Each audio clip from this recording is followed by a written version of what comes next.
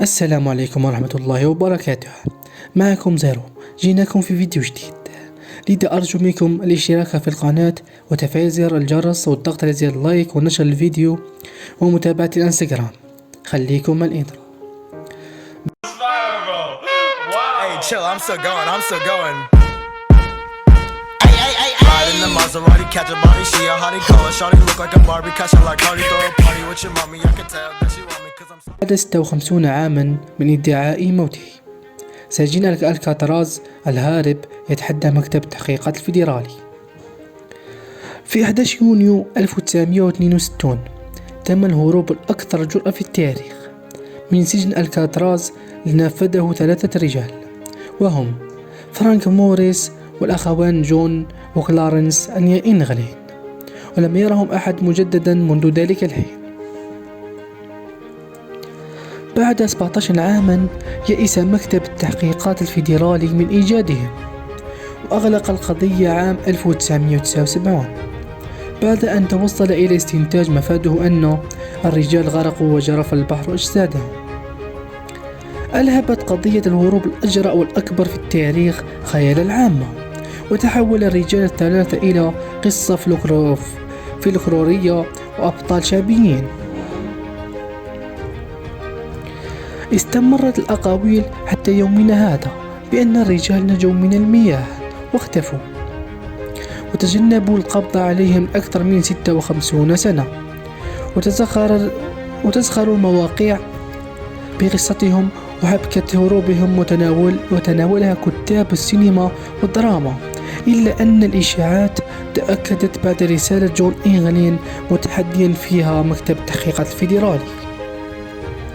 ذكرت جريدة الاندبندنت أن السلطات الأمريكية لم تتخلى تماما عن القضية، وستواصل مطاردة الهاربين إلى أن يتم القبض عليهم أو وفاتهم أو بلوغهم 99 عاما.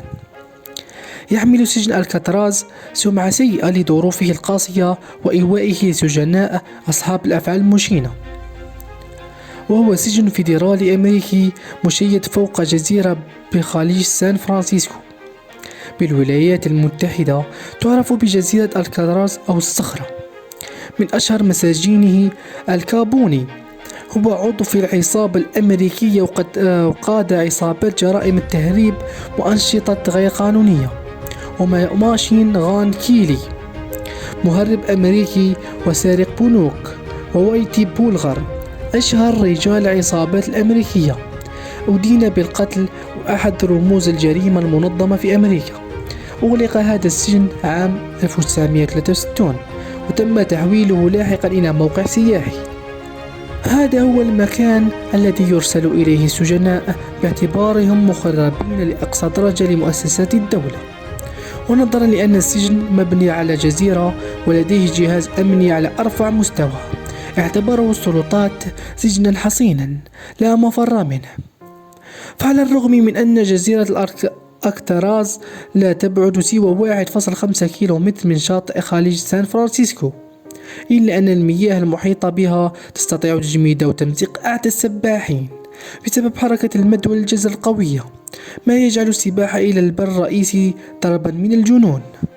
خطط الرجال 3 لفرارهم عام 1961 باستخدام الملاحق بعمل فتحات في جدران زنازينهم ونحتها حتى اتسع قطر الفتحات بما يمكنهم من النفاذ عبرها، ووضعوا على أسرتهم رؤوسا مزيفة بعدما ألصقوا بها خصلا من شعرهم احتفظوا به من حلاق السجن، بما يظهرهم وكأنهم لازموا فراشهم، حسب ما ذكرت صحفية ديلي ميل البريطانية.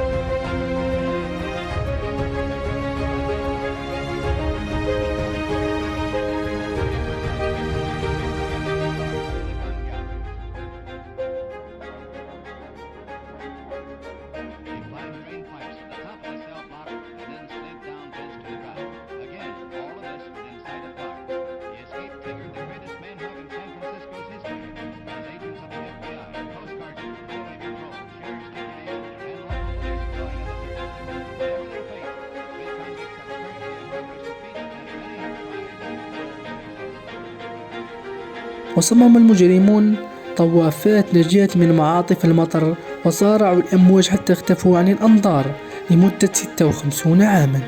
وصفت فيها السلطات محاولة الفرار بالفاشلة، ولكن قبل بضع سنوات وفي عام 2013 تلقت إدارة شرطة سان فرانسيسكو رسالة من العجوز جون إنغلين تقدم تفسيرا مختلفا وتحديا جديدا للمباحث الفيدرالية.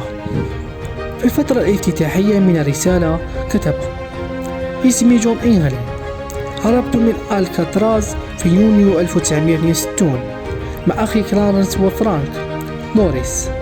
عمري 83 عاما وأنا في حالة سيئة ومصاب بالسرطان، وبالفعل نجا الجميع ولكن بالكاد. تنص الرسالة على أن كلا من فرانك موريس وكلارنس إنغلين وفتهم المنية في 2005 و2008 على التوالي.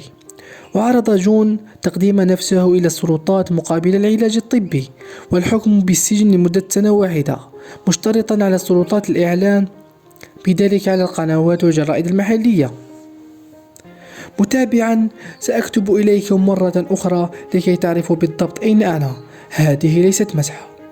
في النهاية لم يأكل مكتب تحقيقات الفيدرالي الطعم، إلا أنه أخذ الرسالات على محمل الجد، فحللوا الكتابة وخط اليد وبصمة الأصابع على الورق وتحليل الحمض النووي، وجاءت جميع النتائج غير حاسمة.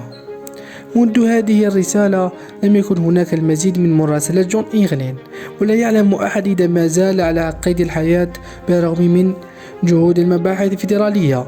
في هذه الحالة سيكون في 88 من عمره. لقد وصلنا لنهاية الفيديو، شكرا على المشاهدة، ولا تنسوا نشر الفيديو ودعمنا. بيس.